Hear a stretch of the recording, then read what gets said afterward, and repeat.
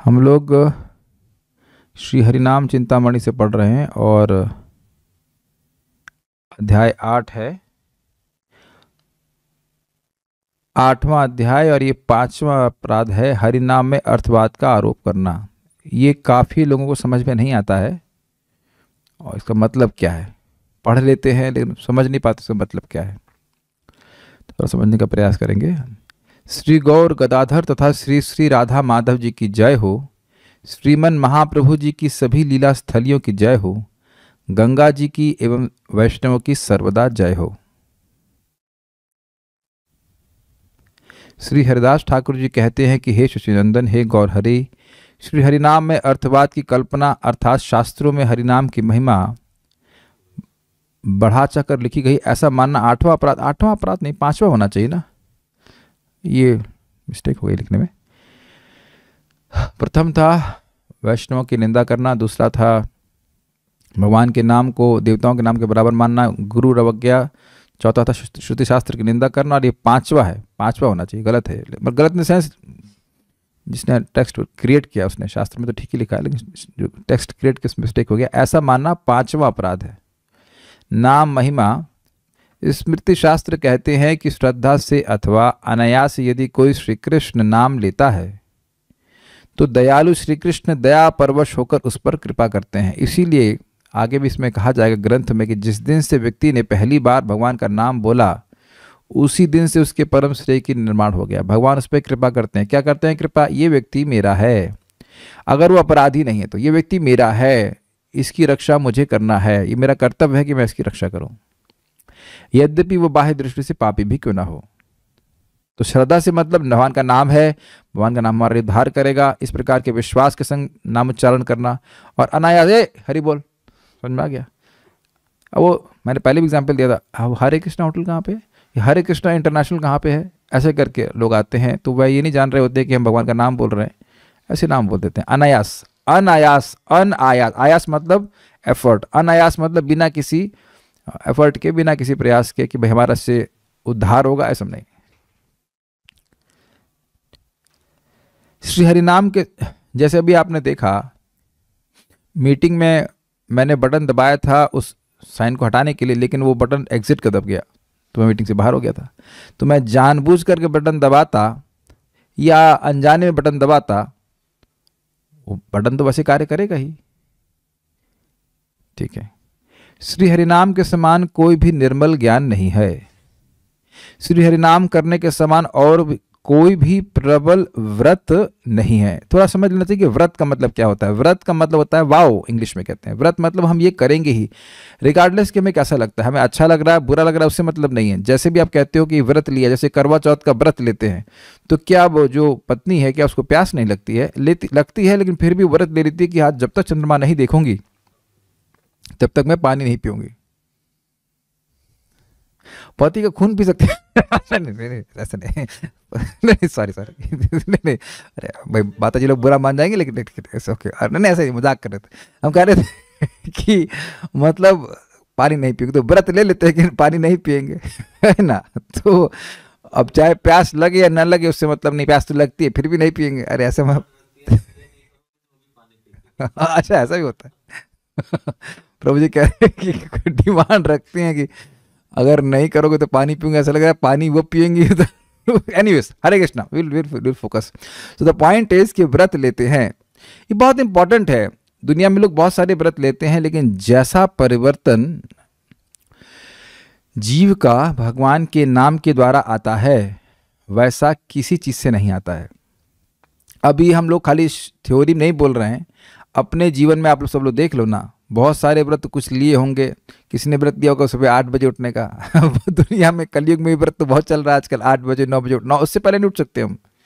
लोग ऐसा बोलते हैं कि इससे पहले नहीं उठ सकते, और ऐसा भी नहीं कि वो 4 घंटा सो रहे हैं, वो सोते हैं 11 बजे उठेंगे 9 बजे, उससे पहले हम नहीं उठ सकते, इतना तो सोएंगे ही, तो व्रत हो गया ना। तो ये सब तमोगुणी व्रत है, या हम इसी फलाने दिन मांस खाएंगे, ये सब करके गंदे गंदे व्रत रखते हैं। और सतोगुणी व्रत भी अगर आप कहें कि हाँ ये पूजा कर रहे हैं वो पूजा कर रहे हैं, हम जहाँ तो जाएंगे ही, इत्यादि इत्यादि बहुत सारे व्रत लगते हैं, लेकिन उनके चित्त में परिवर्तन नहीं आता। अब इसकी व्याख्या हम यहाँ पे नहीं कर रहे हैं क्योंकि आगे आप सुन ही चुके हैं, पहले ही सुन चुके हैं। नामाभास से ही सारे पुण्य जितने भी जगत के हैं वह भी नामाभास के बराबर नहीं, एक नाम के आभास के बराबर भी नहीं है।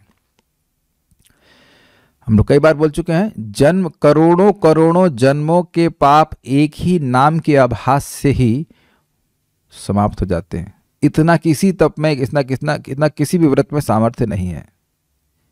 इस जगत में हरिनाम के समान कोई भी ध्यान नहीं है। ये इंटरेस्टिंग है, बहुत से लोग ध्यान में लगे रहते हैं, हम ध्यान करते हैं। हमें बड़ा विनोद की बात आई, एक व्यक्ति बोले हम 3 घंटा ध्यान करते हैं। हमने किसका ध्यान करते हैं? कहते शिव जी का, गणेश जी का, हनुमान जी का, भगवान राम का, भगवान कृष्ण का। हमने आए ध्यान तो एक वस्तु का किया जाता है, आप इतने लोग का ध्यान कर रहे हैं, इसको तो लग रहा है कि जो आपके ध्यान में आ जा रहा है उसी के ध्यान कर रहे हैं। तो वहाँ तो कोई चेष्टा नहीं हो रही कि मन को सीमित किया जाए। लोग कितने अज्ञान में हैं और इसी कारण से कोई परिवर्तन नहीं आया। मैं उनके मुंह पे ही बोला, इसीलिए तो आप 8 बजे उठते हैं। आप बहाना कुछ भी करते रहो, ये करते हो। हमने अपनी पत्नी को देखो, सामने उदाहरण है, सुबह बीमार होने के बाद भी 4 बजे उठ के नाम जप करती हैं और आप ऐसा करते हो। अब तो खैर वो जप करना शुरू किए, लेकिन लोग समझ नहीं पा रहे कि इन सब ध्यान वान से कुछ चलेगा नहीं।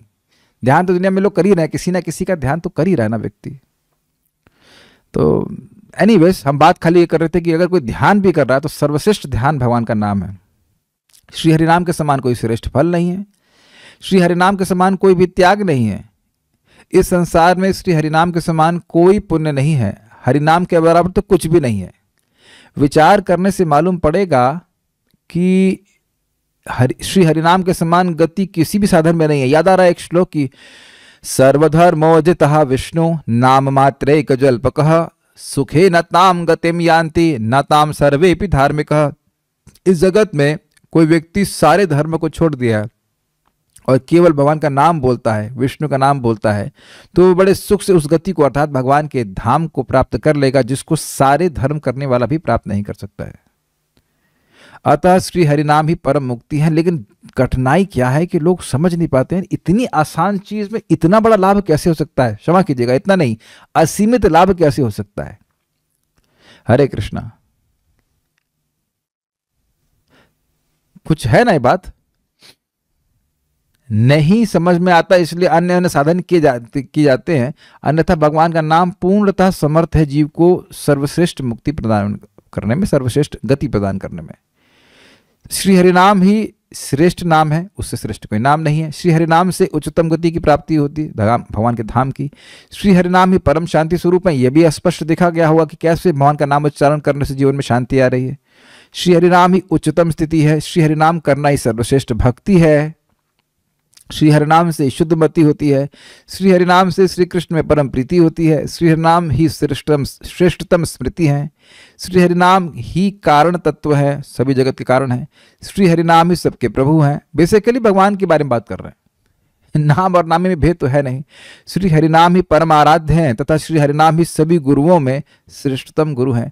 गुरु वही होता है ना जो सद्बुद्धि प्रदान करे। तो जब तक भगवान का नाम उच्चारण नहीं करता है व्यक्ति की दुर्मति का नाश नहीं होता है। बहुत सुंदर एक जगह कहावत है, अगर आपको याद हो तो बताइएगा, कि भगवान ने एक अहिल्या को उतारा जो कि तपस्वी थी, लेकिन अब भगवान के नाम ने कितने खलों की मति को ठीक कर दिया, उसकी कोई गिनती नहीं है।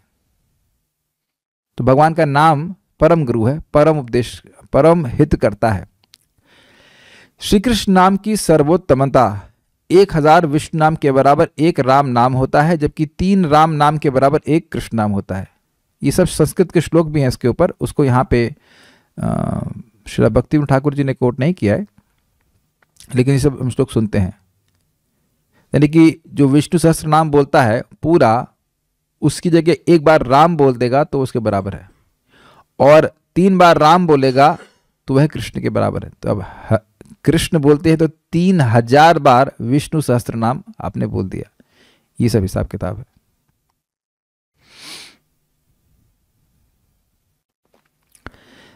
अब इतनी महिमा सुनने के बाद जो पाखंडी लोग हैं वो कहेंगे, अरे भैया ये तो लोगों को नाम करवाने के लिए महिमा बोल दी गई है, इसको थोड़ा समझ लें। यहीं पे मैं बाकी बार पढ़ता चला जाऊंगा, आप समझ लेना। देखिए अर्थवाद क्या होता है। कर्मकांड जीवों के लिए सर्वश्रेष्ठ साधन नहीं है, लेकिन जो जीव एकदम कोई नियम नहीं पालन करना चाहते, केवल इंद्रिय तृप्ति करना चाहते हैं, तो उसमें उन लोगों को प्रलोभन देने के लिए कि वह कम से कम वैदिक नियमों का पालन करें, कर्मकांड के फलों को बहुत अधिक करके बोला जाता है। जैसे चतुर्मास का पालन करके हम लोग सोमरस को प्राप्त करके अमृत को भोगते हैं, अमृत को प्राप्त कर लेते हैं। तो लोग सोचते हैं कि इस प्रकार का सोमरस या अमृत पी करके वह कभी मरेंगे नहीं, लेकिन शास्त्र समझाता है कि देखिए स्वर्ग भी नश्वर है, स्वर्ग भी नष्ट हो जाता है। जब स्वर्ग ही नष्ट हो जाएगा तो वहां रहने वालों की स्थिति को क्या है कहना। तो यद्यपि देवताओं की उम्र हमारी उम्र की तुलना में बहुत लंबी है, लेकिन शाश्वत समय से अगर तुलना करें तो देवताओं की उम्र अत्यंत कम है। तो लोगों को प्रेरित करने के लिए कि भाई उनको, वो लोग जो किसी का नियम पालन नहीं करना चाहते हैं, कोई नियम नहीं मानना चाहते हैं, तो वेद इस प्रकार से व्याख्या करते हैं कि भाई जो फल है उससे कहीं बहुत ज्यादा बढ़ा चढ़ा करके बोलना। क्या ये बात आप लोग समझ पा रहे हैं? इसे कहते हैं अर्थवाद। अतिशयोक्ति सुना होगा आपने, जितना फल है नहीं उससे बढ़ा चढ़ा करके बोलना ताकि लोग उसको करें। तो आप समझने का प्रयास करें, कर्मकांड को करवाने के लिए ऐसा वो बोलते हैं, कर्मकांड के फल भौतिक होते हैं और कुछ भी भौतिक लिमिटेड ही होता है। कोई भी भौतिक वस्तु लिमिटेड ही होती है, सीमित ही होती है, वह असीमित नहीं हो सकती। किसी भी भौतिक वस्तु का नाश होना ही है। ना सतो विद्यते भावो न भावो विद्यते सतः उभयोरपि दृष्टोस्तस्त्वन् योस्तत्वदर्शी भी। भगवान बड़ा स्पष्ट कहे हैं कि जो वस्तु असत है उसकी कोई सत्ता नहीं है, वह नित्य परिवर्तनशील है। कोई भी भौतिक वस्तु है उसका नाश होना अवश्यम भावी है। तो जब कहा जा रहा है कि ये वस्तु आपको, भौतिक वस्तु का प्रलोभन देकर कि आपको हमेशा हमेशा के लिए स्वर्ग में वास मिलेगा, ये पूजा कर दो, तो ये गलत बात है कि नहीं? सिद्धांततः गलत बात है, क्योंकि कोई भी भौतिक वस्तु का चिरस्थायित्व नहीं होता, हमेशा के लिए कोई वस्तु नहीं रहती, भौतिक वस्तु, क्षमा कीजिएगा। यहां तक कि भगवद गीता में भी स्पष्ट लिखा हुआ है, क्षीणे पुण्य मर्त लोकम विशंति। जो लोग कर्मकांड करके स्वर्ग की प्राप्ति करते हैं उनके पुण्य क्षीण होकर के वह व्यक्ति नीचे गिरता है। ये सब बातें आप लोग समझते हैं गीता के आधार पर। लेकिन ऐसा कहाँ लिखा है कि भगवान के नाम से, एक ही नाम से अनंत जन्मों के पाप नहीं कटते? एक जगह जहां बोल रहे हैं भागवतम में, भागवतम को शिला व्यासदेव जी ने सबसे अंत में लिखा, वेदांत सूत्र के बाद लिखा, ज्ञान कांड के बाद भी लिखा। कर्म कांड में जब जिस चीज की प्रोत्साहन दिया जा रहा है कि तुम ये कर्म करो और स्वर्ग आदि की प्राप्ति करो, उसको फुस कर देते हैं, उसको निरस्त कर देते हैं ज्ञान कांड के शास्त्र। कहते हैं ना, तुम मुक्ति के लिए प्रयास करो, क्योंकि ये जो स्वर्ग है वो क्षयिष्णु है। क्षयिष्णु मतलब जो क्षीयमाण है, जो नष्ट होते जा रहे हैं।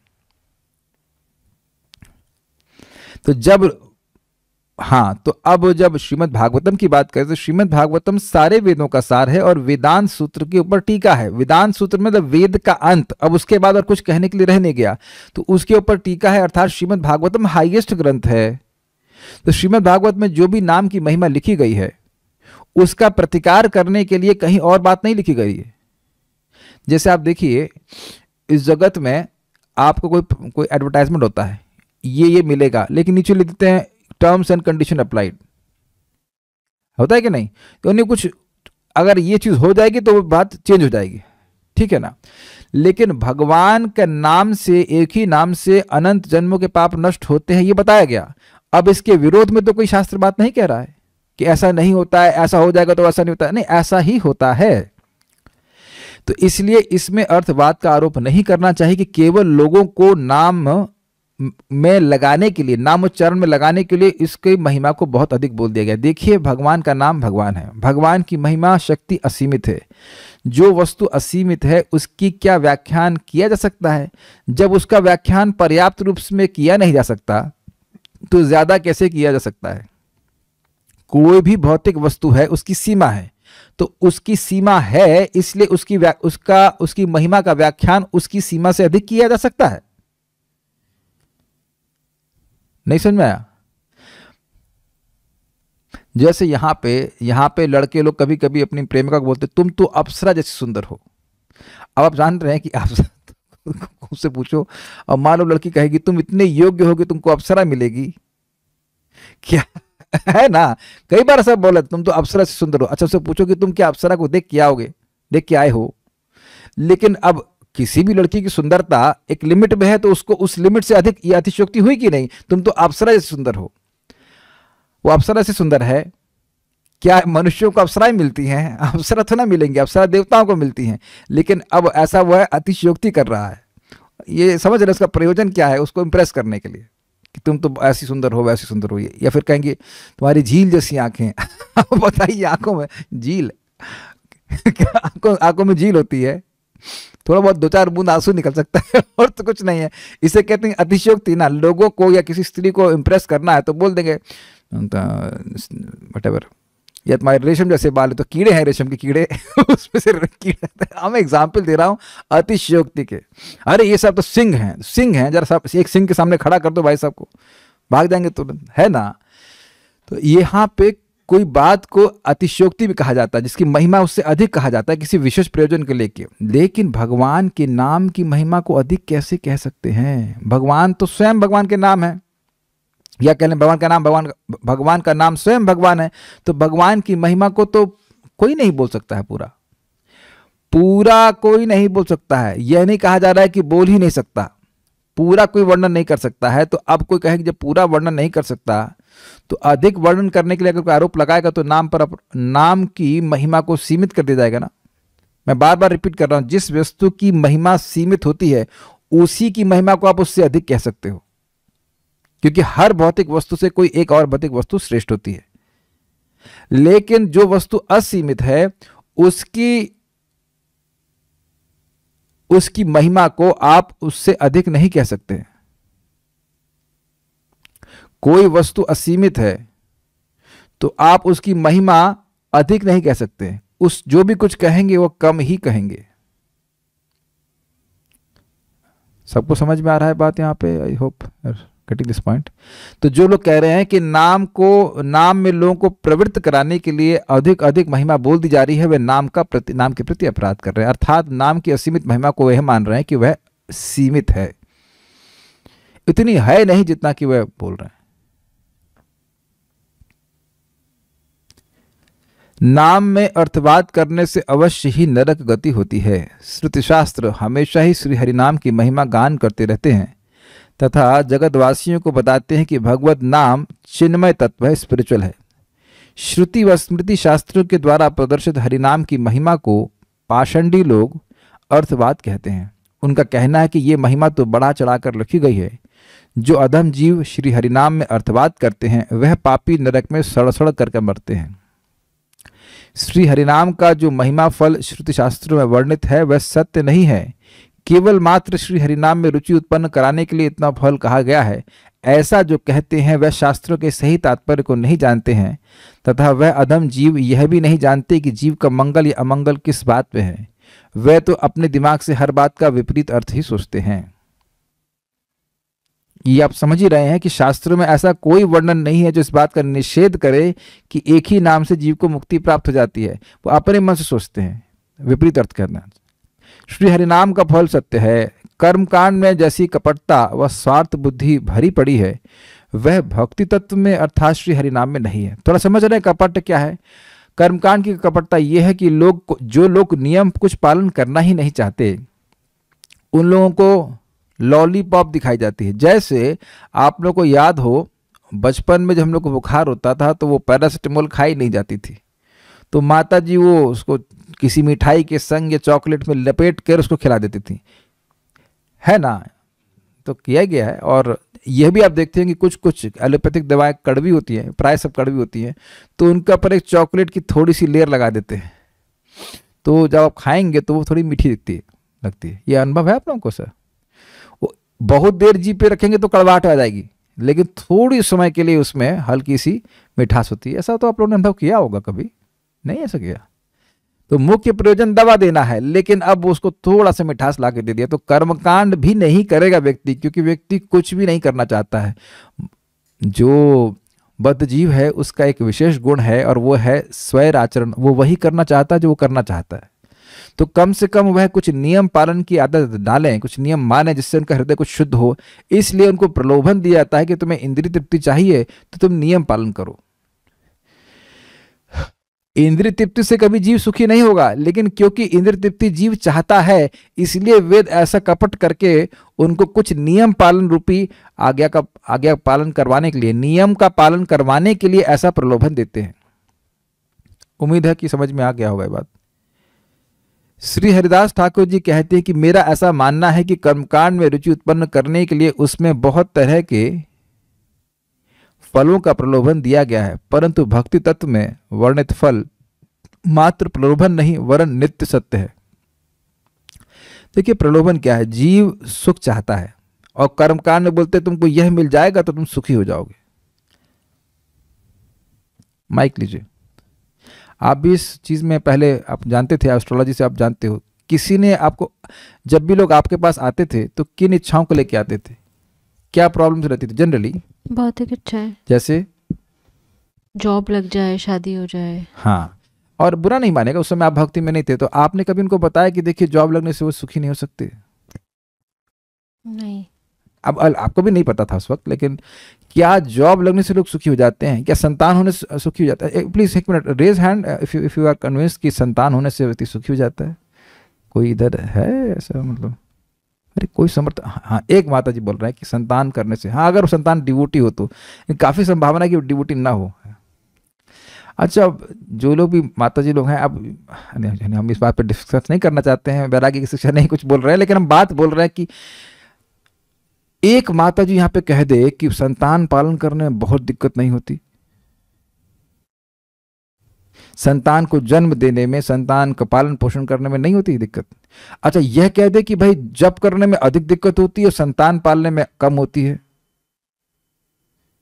एक माता जी हैं, डिवोटी माता जी और अच्छी माता जी हैं, वो बता रही थी, प्रभु जी एक बात तो हमको समझ में आ गई कि भगवान की सेवा बेबी की सेवा से आसान है, क्योंकि भगवान की सेवा टाइम से होती है। भगवान रात में रोते नहीं, वो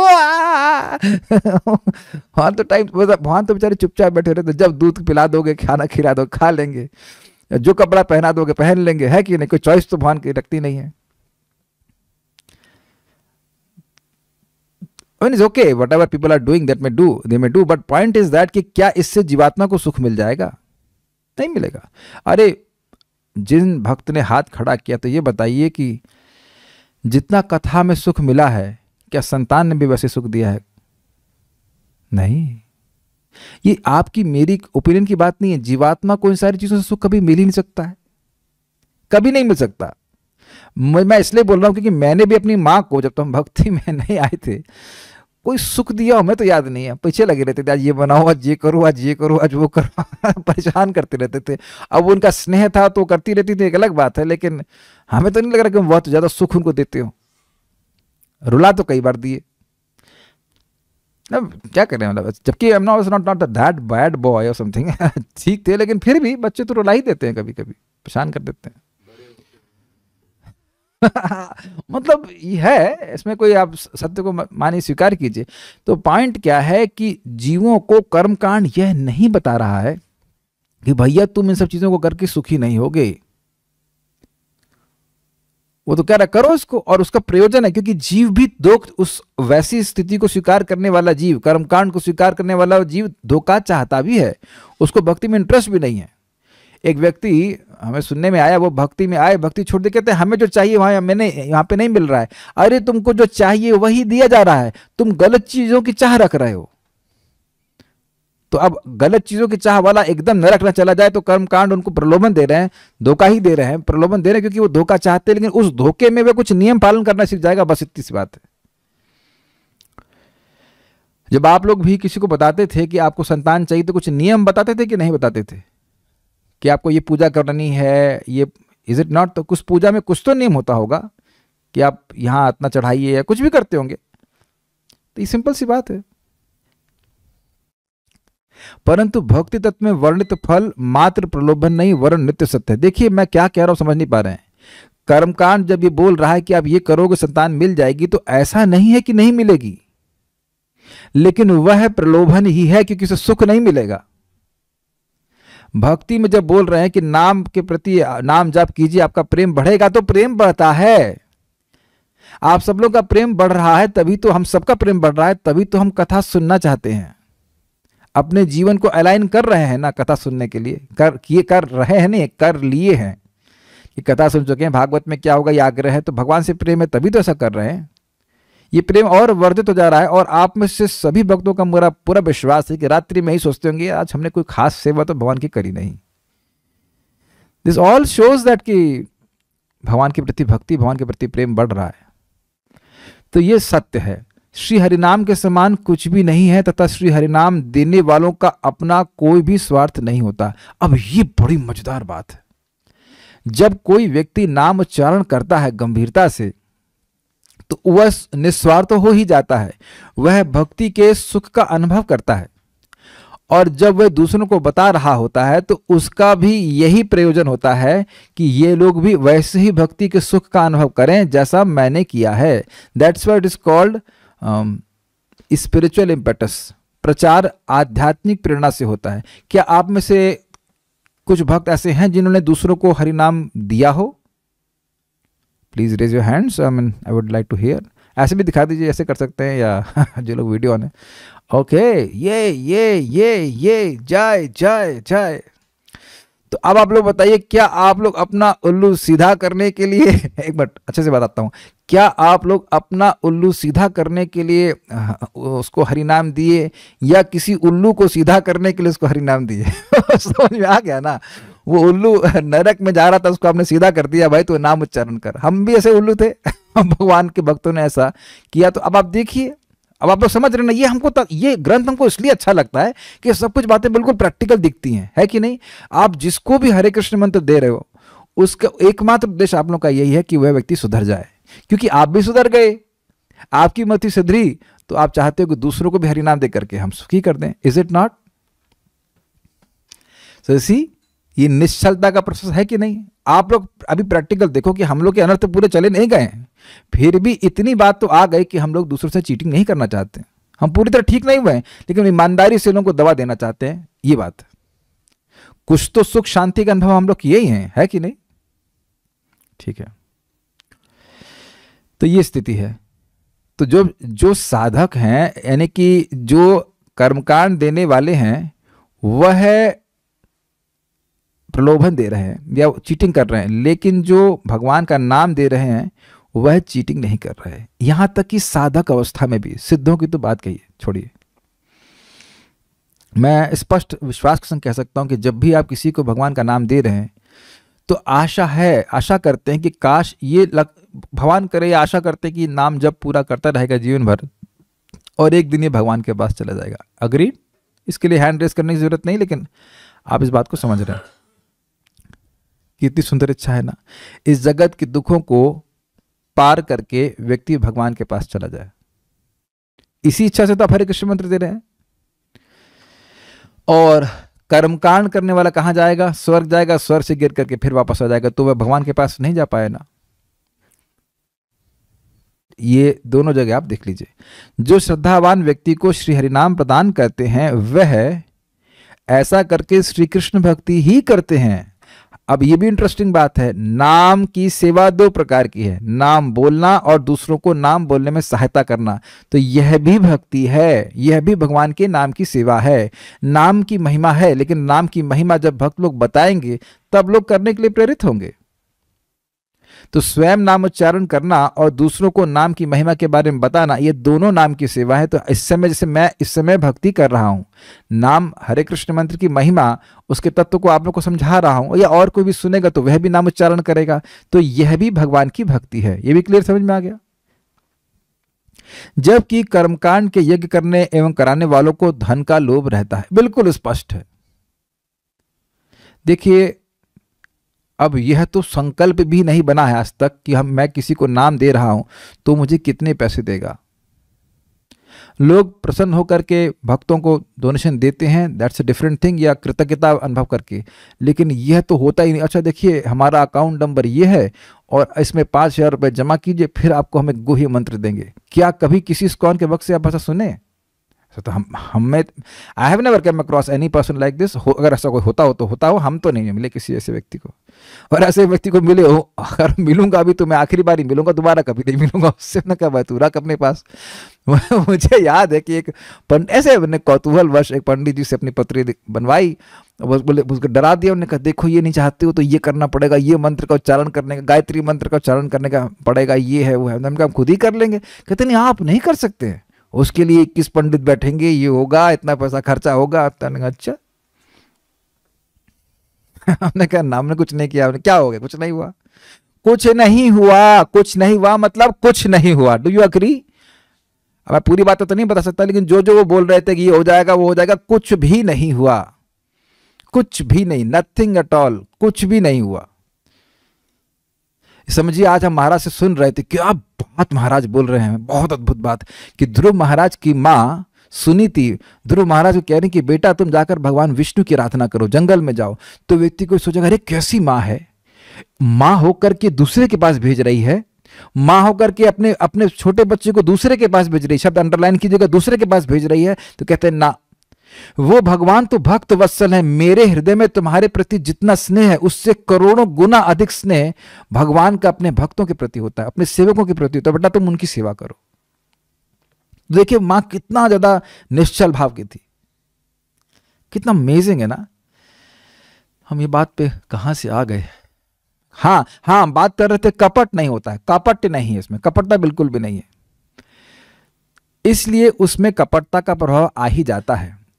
जो कराने वाला है उसको भी धन चाहिए और करने वाला उसको भी धन चाहिए। वेद व स्मृतियां भगवान के नाम के फल की अनंत महिमा का बखान करती हैं, परंतु स्वार्थी व्यक्ति इसे नहीं मानते क्योंकि उनका हृदय शुद्ध नहीं है, भक्तों की संगत नहीं है, भगवान के बारे में सुना नहीं है। इसलिए अद्भुत बात है कि नाम की महिमा होने के बाद भी सारे वेद इसको बोल रहे हैं, फिर भी लोग नाम जाप नहीं करते।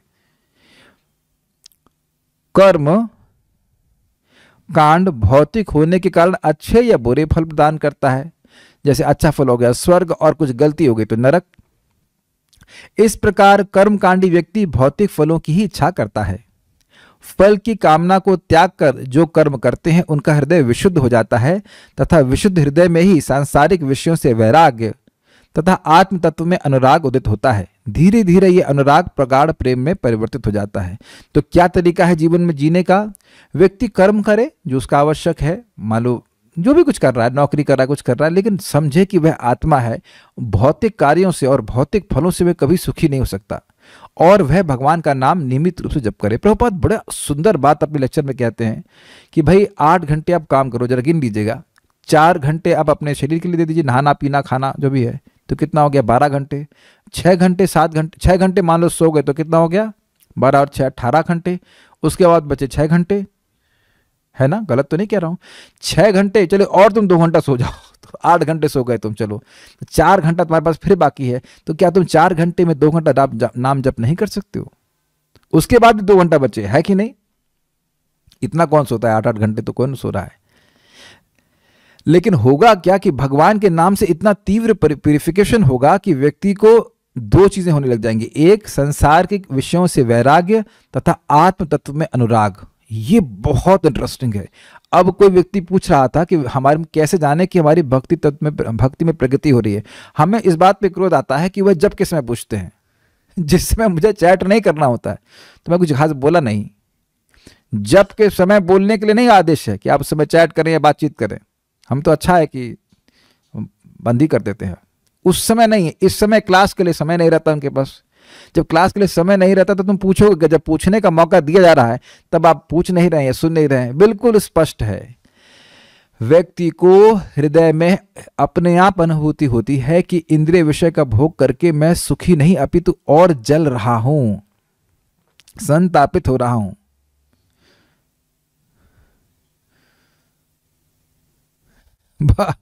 बहुत बहुत झमेला होता है ये मैं भी जल रहा हूं और अन्य लोग भी जो उसमें पड़े हुए हैं उनको कोई सुख नहीं मिल रहा है, बल्कि जो लोग अच्छी प्रकार से भजन कर रहे हैं, भक्ति कर रहे हैं, वो बहुत सुखी हैं, ये दिखने लगता है। तो वैराग्य हो जाता है ना। और आत्म तत्व में अनुराग, भगवान की भक्ति करने में, भगवान की कथा सुनने में ये सहज रूप से चित्त की प्रवृत्ति हो जाती है जब चित्त शुद्ध होता है। इसीलिए तो साधु लोग सब लोग कह रहे हैं हरे कृष्ण मंत्र बोलो और सुनो, इससे ज्यादा शुद्धिकरण किसी चीज से नहीं होता है। तो स्वतः व्यक्ति का अनुराग होने लगता है, स्वतः होने लगता है। वो मान लो नौकरी भी कर रहा है तो उसको नौकरी में रुचि नहीं होती है, परिवार चलाना है, कुछ करना है तो कर रहा है ड्यूटी के भाव से, लेकिन ऐसा नहीं होता है कि उसकी बहुत रुचि हो। हमारे एक भक्त, हम जान रहे हैं, भक्तों हमारे मित्र हैं, वो अब वो रिटायरमेंट का समय आने को है, 4 साल के बाद उनका रिटायरमेंट होगा, कह रहे हैं कि उन्होंने कभी प्रमोशन ही नहीं लिया। ऐसा हो सकता है, गवर्नमेंट जॉब में है, बैंक में है, और उन्हें कभी प्रमोशन ही नहीं लिया, ताकि उनके ऊपर और अधिक दायित्व ना आ जाए, फिर वो और भजन ना कर पाए। तो ये सब दिखा रहा है कि आत्म तत्व में उनका अनुराग है, भक्ति में प्रगति हो रही है। धीरे धीरे ये अनुराग प्रगाढ़ प्रेम में परिवर्तित हो जाता है। तो थोड़ा समझ लें, हृदय शुद्ध ना भी हुआ पूरी तरह से, लेकिन जैसे जैसे हृदय भगवान के नाम से शुद्ध होता चला जाएगा, सहज रूप से वैराग्य होने लग जाएगा। प्रभुपाद जी बहुत बहुत स्पष्ट कहते हैं कि भाई जैसे बुखार होता है तो हमको स्वयं अनुभव होता है, हम दवा खाते हैं उससे बुखार कम हुआ, यह भी तो अनुभव हमको स्वयं ही होता है। तो ये क्या बुखार की उपमा दी जा रही है? संसारिक विषयों से वैराग्य, मतलब टेस्टहीनता, कोई टेस्ट ना होना, और भगवान के तत्व को जानने के प्रति और रुचि। श्री हरिनाम चिन्मय है, उनमें अर्थवाद हो ही नहीं सकता। श्री हरिनाम करने से आत्म साक्षात्कार व आत्मरति स्वतः ही हो जाती है। इसीलिए बार बार भक्तों को कहा जाता है, जो नए भी आते, आप नाम जप करो, कहते हैं हम ये नियम पालन नहीं कर पा रहे, हम वह नियम पालन नहीं कर पा रहे, आप केवल एक नियम पालन करो, वह है नियमित रूप से भगवान के नाम का जप, और बड़े जितना आदर पूर्वक हो सके उतना, मतलब सुनते हुए करने का प्रयास करें। नाम हृदय को शुद्ध करेगा, अपने आप ही रति हो जाती है भगवान में, कुछ अलग से प्रयास नहीं करना पड़ता है, क्योंकि चित्त को भगवान का नाम शुद्ध करता है। साधन काल में ही हरिनाम साध्य वस्तु का कुछ अनुभव करवा देते हैं। अब इसका क्या मतलब है? जबरदस्त है। क्या आप लोगों को कभी एक दिव्य सुख हरिनाम में नहीं मिला है? हाउ कैन यू से दिस? अच्छा चलिए, यहाँ रिकॉर्डिंग में तो जाएगा नहीं, मैं अब उन भक्तों से पूछ रहा हूं जिनकी फॉर्मली दीक्षा अभी इस्कॉन में नहीं हुई है, और वह भी कुछ हरिनाम में सुख का अनुभव किए हैं। Please raise hands, hand raise करो, हैंड रेज करो। Okay, some devotees, okay, very nice. मैं जानबूझ करके प्रश्न किया। अब वह टेस्ट क्या है उसको आप वर्णित नहीं कर सकते हो, लेकिन किसी किसी दिन जब हम रोज रोज आप जप करते रहिए, और कुछ क्षणों के लिए भी बहुत सुंदर अनुभूति होती है नाम उच्चारण करने में। इसको एक्सप्लेन नहीं किया सकता, जो लोग जाप करते हैं वो सब समझते हैं इस बात को। जब आप कहेंगे आज हमारा जब बहुत अच्छा हुआ, उस 16 माला से और भी अधिक करने का मन करता है। कभी कभी ऐसा होता है कि कुछ काम रह जाता है, तो उस कारण से व्यक्ति को कुछ करना रहता है। काम से मतलब है वर्क, कि कुछ काम करने जाना, लेकिन उठने का मन नहीं कर रहा होता है। ऐसा होता है, ऐसा लोगों का अनुभूति है। इसका दीक्षा नॉन दीक्षा से कोई संबंध नहीं है, निरपराधिक जब का फॉर्मल दीक्षा से कोई संबंध नहीं है। आप अगर शिक्षा स्वीकार कर रहे हैं तो वहां पे भी आपका संप्रदाय में अपने एंट्रेंस ले लिया। तो अब आप लोग मन में सोचते नहीं इससे, अरे भाई ऐसी ऐसा सुख अभी मिल रहा है, तो जब हम भगवान के प्रेम को प्राप्त कर लेंगे तब कितना सुख मिलेगा।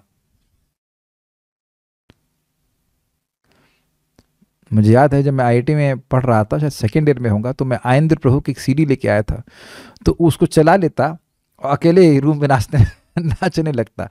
तो अब जब उस वक्त तो कोई दीक्षा वगैरह कुछ भी नहीं, तो उस समय जब सुख मिल रहा है उससे अंदाजा लग जाता है कि आगे भी कितना सुख मिलने वाला है भक्ति का।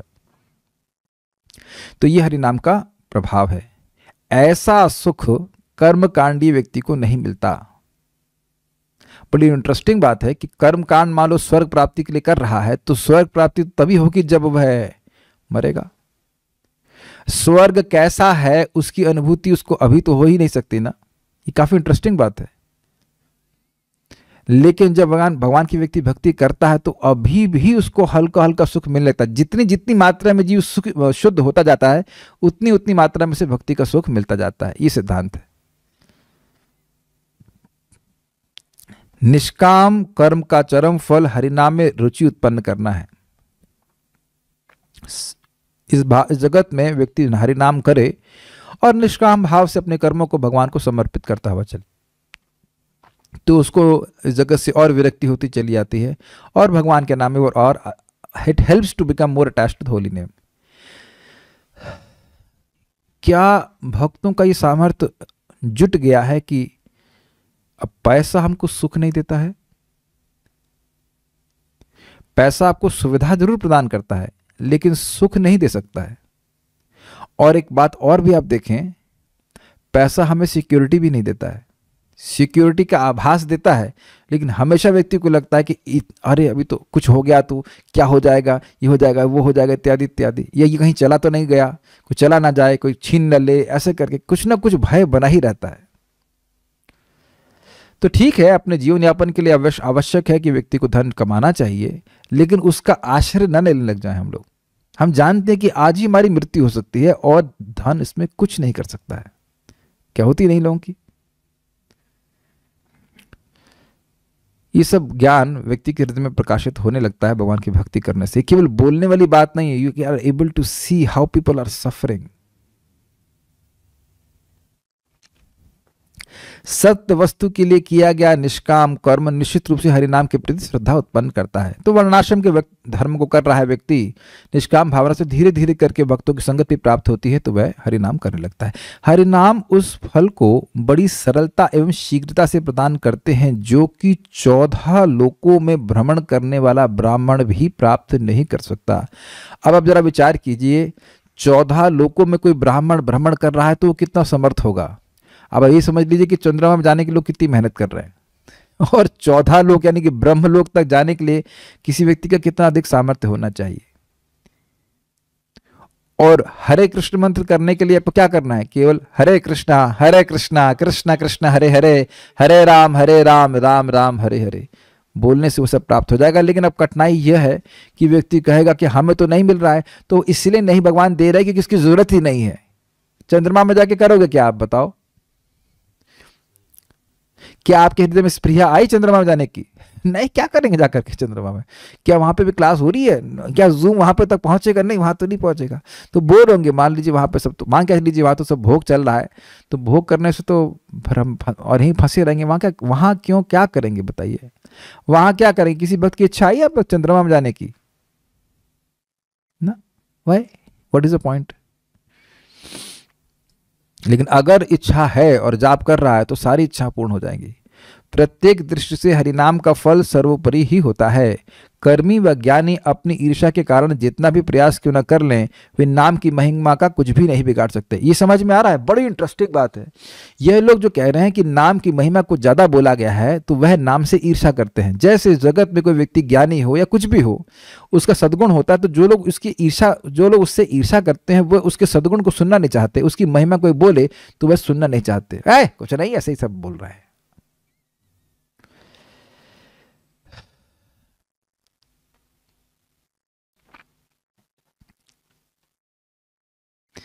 नामाभास के द्वारा सभी कर्मों का व ब्रह्मज्ञान का फल प्राप्त होता है। नामाभास होने मात्र से ही सभी कर्मों का और ज्ञान का फल प्राप्त हो जाता है। कर्मों का फल है स्वर्ग आदि की प्राप्ति और ब्रह्मज्ञान का फल है मोक्ष, वो सब मिल जाता है। हरिनाम के नामाभास से ही यदि इतना फल मिलता है, तब शुद्ध नाम क्या दे सकता है, इसकी कल्पना भी नहीं की जा सकती। अतएव शास्त्रों में जितनी भी श्री हरिनाम की महिमा कही गई है, शुद्ध नामाश्रित भक्त उसको निश्चित रूप से प्राप्त करता है। Point is very simple. अगर नाम के प्रति अपराध नहीं होगा तो नाम अपनी महिमा साधक के हृदय में प्रकाशित कर देगा, और नहीं तो बुद्धि के द्वारा नाम की महिमा कभी समझ में नहीं आएगी। इसमें जिसको संदेह है वह व्यक्ति अधम है तथा नामापराध से उसका अवश्य ही पतन हो जाएगा। वेदों में, रामायण में, महाभारत में तथा पुराणों के प्रारंभ में, मध्य में तथा अंत में हरिनाम की महिमा ही वर्णित की गई है। वेद वाक्यों में जो हरिनाम की महिमा गाई गई है वह अनादि और अटल है। क्या मतलब है? ऐसा नहीं है कि कलयुग में ही हरिनाम काम करने वाला है, वह हर युग में भगवान का नाम का आश्रय लेके ही लोग भगवान की प्राप्ति की है। जैसे आप देखिए सतयुग में ध्रुव महाराज ओम नमो भगवते वासुदेवाय ये मंत्र करके भगवान की प्राप्ति की है। भगवान का नाम ही लोगों का उद्धार करने वाला है। विष्णु मंत्र का उच्चारण किए बिना कोई विष्णु लोक की प्राप्ति नहीं की आज तक। ठीक है, ये कह रहे हैं। उसमें अर्धवाद की कल्पना करने से भला क्या फल मिलेगा? अर्थात हमारे द्वारा ये बड़ी भारी भूल होगी या ये हमारा अपराध ही होगा कि हम ये गलत धारणा मन में बनाए रखें कि हरिनाम की जो इतनी महिमा हमारे शास्त्र में कही गई है ये सब काल्पनिक है। एक विचार कीजिए, जैसे मैं एक उसका विज्ञापन नहीं दे रहा हूं, मैं एक डायमंड आई ड्रॉप्स करके है, उसको मैं आंखों में डालता हूं, तो उसके बारे में मेरे मित्र ने कहा, जो आयुर्वेद में बहुत तेज है, क्या है कि ये 90 साल पुरानी दवा है और आंखों को ये ठीक कर देती, वो ठीक कर देती, ऐसे ऐसे करके उन्होंने बताया। तो अब हम यही मानेंगे, मैं इसीलिए स्वीकार किया कि इतनी पुरानी दवा है, बहुत से लोगों को ठीक की है, तो मुझे भी ठीक कर देगी। अब मैं इसमें हल्ला करने लग जाऊं कि अरे ये इतनी सस्ती सी दवा 20-30 रुपए की आती है, ये आंखों की दवा को कैसे ठीक, आंखों के रोग को कैसे ठीक कर सकती है, तो ये मेरी मूर्खता होगी ना। मैं तो अपने रोग के निदान के बारे में जानता नहीं हूँ। जो परंपरा से सब वो बहुत से लोगों को ठीक किया है, जो स्थापित दवा है लोग आंखों की ठीक करने के लिए, हम उसी तरह से स्वीकार करेंगे ना कि भाई पुरानी दवा है, बहुत से लोगों को ठीक किया, आज भी उसी प्रकार से उसके फॉर्मूले को रखा गया है, हमको ठीक करेगी। Is it not as simple, logical है। उसमें आक्षेप करने से कि भाई ऐसा कैसे हो सकता है, वैसा कैसे हो सकता है, तो मैं तो उसके लाभ से वंचित ही हो गया ना। तो भगवान का नाम तो अनादिकाल से जीवों का उद्धार कर ही रहा है, तो मेरा उद्धार क्यों नहीं करेगा? Is it not? यह सोचना चाहिए ना व्यक्ति को, और यह सोचे कि उद्धार कैसे कर देगा, ये उद्धार करता है तो बहुत ज्यादा बोला गया है, ये सब अपराध बनेगा। ये सब अपराध हो जाता है लोगों से। श्री हरिनाम की शक्ति ज्ञान एवं कर्म की शक्ति की अपेक्षा अनंत गुना अधिक है, अनंत गुना अधिक है। ये एक बहुत सिंपल पॉइंट है और बहुत अच्छा पॉइंट है। देखिए, आप इस जीवन में कोई भी पूजा करेंगे, 1 सेकंड में नहीं हो सकती। Do you all agree with this? उसमें कई सेकंड लगते हैं। आप लोग भी जब कभी पूजा करवाते थे किसी से, तो 1 सेकंड में तो पूजा नहीं हो सकती थी। और हमने क्या सुना है कि 1 करोड़ अश्वमेध यज्ञ, कोई कहता है कि हरिनाम के बराबर 1 करोड़ अश्वमेध यज्ञ है, तो उसकी पिटाई होती है, वह नाम अपराध कर रहा है। तो आप विचार कीजिए कि हम लोगों को, मैं अपनी बात कर रहा था कि मैं कई बार प्रजल्प तो नहीं कह सकते, लेकिन एक सामान्य बात भी कर रहा हूं, तो उससे क्या मेरा कोई परमार्थिक लाभ है? अब मेरी बात समझ पा रहे हैं मैं क्या कह रहा हूं? अगर वह नाम के प्रति मेरी श्रद्धा को नहीं बढ़ा रहा है, एक सामान्य सी बात है। कल एक व्यक्ति आए थे तो हमको बहुत डांट लगाए। हमने कहा आप क्या आप दुनिया के खबरदार खबर देने के खबरी लाल हैं क्या?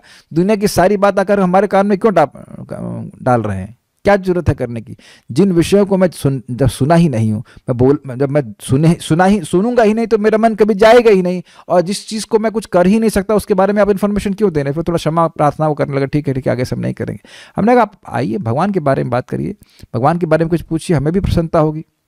बल्कि मैं उनकी सराहना कर रहा था कि देखिए, वह कुछ भगवान के बारे में बोल रहे थे, उनके चेहरे में मुस्कुराहट थी। हमने कहा देखो, तुम गीता की बात कर रहे हो, क्षमा कीजिएगा, आप गीता की बात कर रहे हैं और आप भगवान के बारे में स्मरण कर रहे हैं, देखिए कितनी प्रसन्नता हो रही है। और जैसे ही भौतिक वार्ता करते हैं, तुरंत देखिए मन से, मुख से आपकी प्रसन्नता चली जाती है कि नहीं? तो क्यों हम अपना समय बर्बाद करें? क्या भगवान हमको 1 लाख साल का जीवन दिए हैं, 10,000 का या 1,000 का? अरे 100 भी नहीं पहुंच पाएंगे, 60-70 में झूल जाएंगे, है कि नहीं? तो इसलिए व्यक्ति को इस बात को पकड़ना चाहिए। यही प्रभुपाद जी कहते हैं, 1 second of Hare Krishna gives unlimited benefit. 1 second of Hare Krishna, Hare Krishna बोलने में 1 सेकंड लगता है, हरे कृष्णा, बल्कि उससे भी कम। एक्चुअली 4 सेकंड में आप 16 बार बोल देते हो, हरे कृष्ण कृष्ण कृष्ण हरे हरे, हरे राम राम राम हरे हरे। तो 4 divided by 1/4, 1/4 of a second में आप एक महामंत्र, एक नाम बोल देते हैं और उसमें अनंत लाभ है। इसीलिए शास्त्र उन्हीं लोगों के लिए है जो नाम के आश्रय हैं, नहीं तो ये सब बात बिल्कुल हजम नहीं होती। इसीलिए आप कहीं सब्जी खरीदने जा रहे हैं, जितना संभव हो भगवान का नाम बोलते रहना चाहिए। भाई दोनों हाथ से भी, क्या कहते हैं, आपके हाथ इंगेज है सेवा में, तो नाम बोलना चाहिए, भगवान की कथा सुननी चाहिए, या तो नाम बोल रहे हैं भगवान की कथा सुने। मेरी बात आप समझ पा रहे हैं? समय व्यर्थ करने के लिए है ही नहीं, समय ही नहीं है तो व्यर्थ करने के लिए क्या खाएं?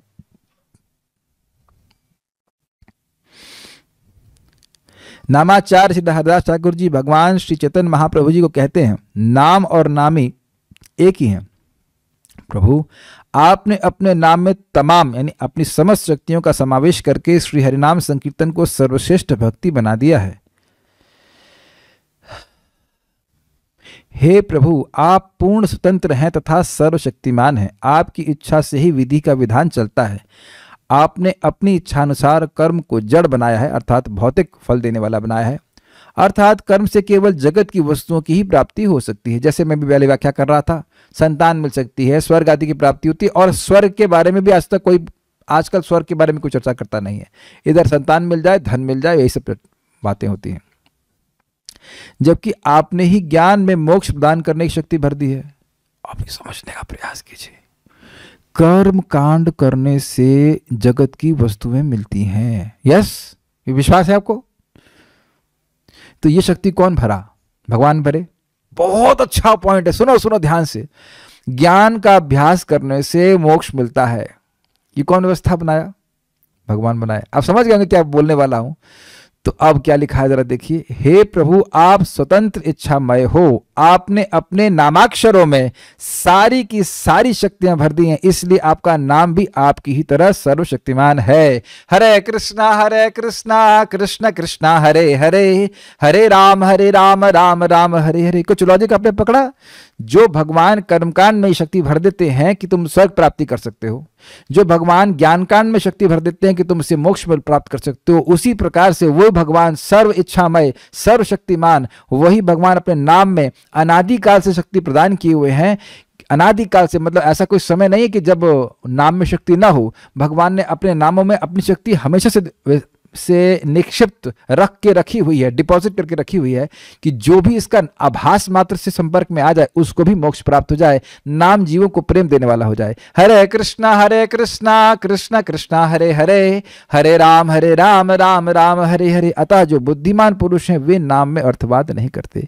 अब समझ लीजिए, जब ऐसे बुद्धिमान व्यक्तियों को नाम का वह अनुभव प्राप्त नहीं होता जो कि शास्त्रों में वर्णित है, तो वो क्या सोचते हैं?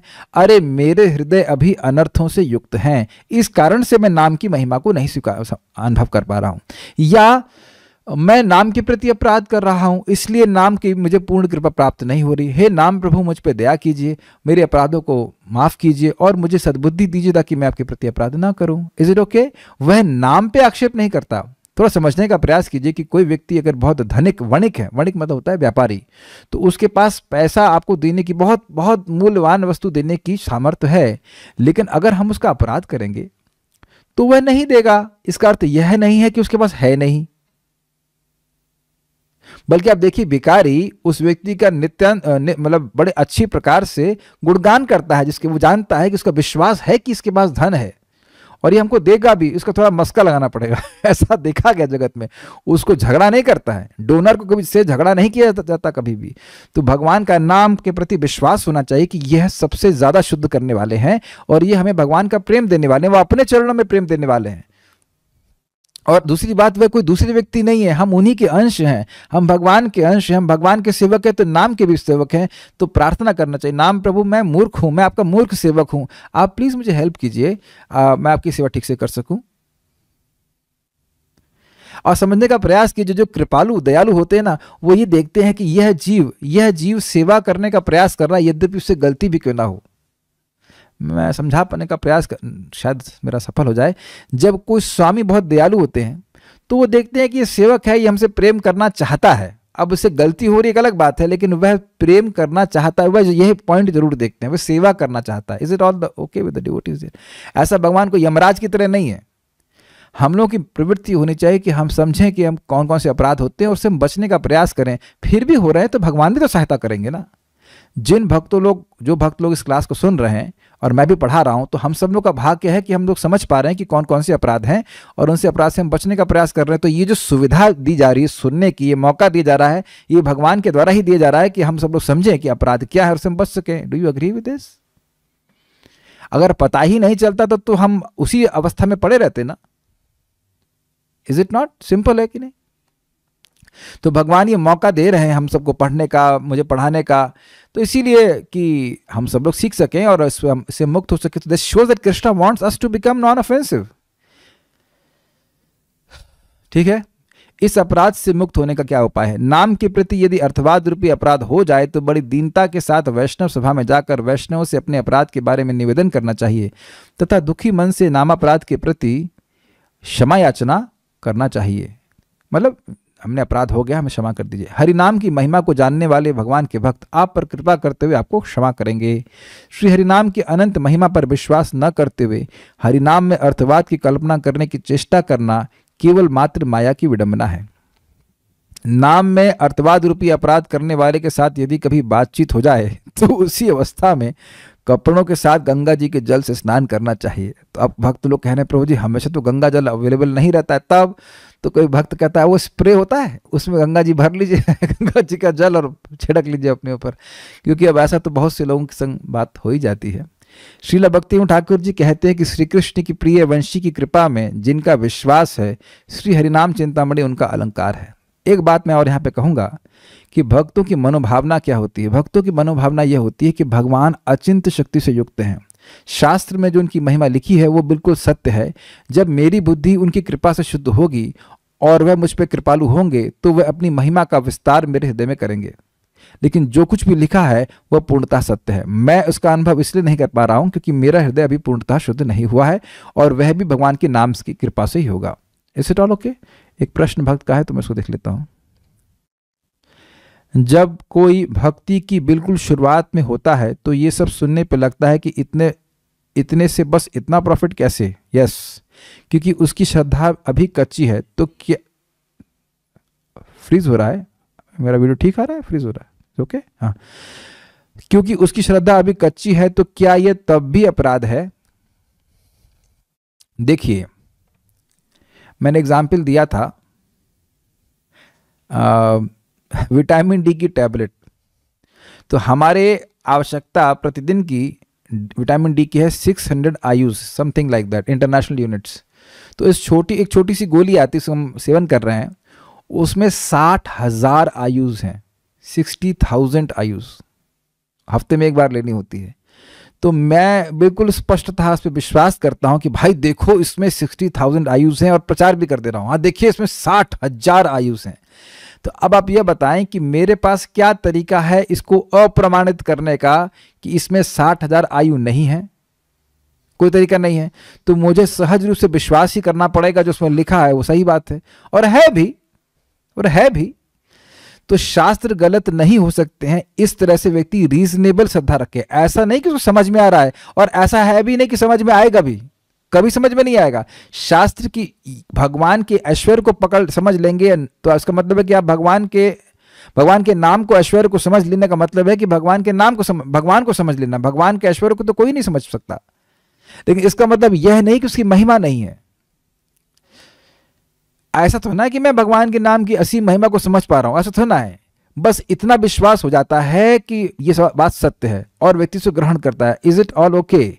जैसे मैं कभी नहीं नापा हूं मेडिसिन में कि 60,000 IU है या नहीं है, इतना दिमाग कौन लगाए? है, लिखा हुआ है, प्रमाणिक कंपनी है, अन्य लोगों को भी लाभ हुआ है, हम उसे ग्रहण करना शुरू कर देते हैं। Simple, is it not? उसी प्रकार से भगवान के नाम की महिमा हम लोग शास्त्र श्रवण करें और शास्त्र की बात को एटलीस्ट थियोरेटिकली स्वीकार करें, और जब हम उसके अनुसार चलेंगे, जब दिव्य अवस्था को प्राप्त करेंगे तो आगे की जो अवस्था है वो हमको समझ में आएंगे। ये अपराध नहीं हुआ। जैसे भगवान का विग्रह भगवान है तो कहेंगे भगवान है तो ये चलते क्यों नहीं है, हिल क्यों नहीं रहे, डुल क्यों नहीं रहे? तो भाई अभी हम शास्त्र के अनुसार चल रहे हैं, और इसी का मतलब होता है साधना भक्ति, जिसमें व्यक्ति केवल शास्त्र की आज्ञा से ही भक्ति कर रहा है। तस्मात् शास्त्रम प्रमाणम ते कार्य अवस्थितौ ज्ञात्वा शास्त्र विधानोक्तम कर्मम कर्तुम इहारहसि। व्यक्ति को शास्त्र का प्रमाण लेकर के समझना चाहिए कि उसे क्या करना चाहिए या क्या नहीं करना चाहिए।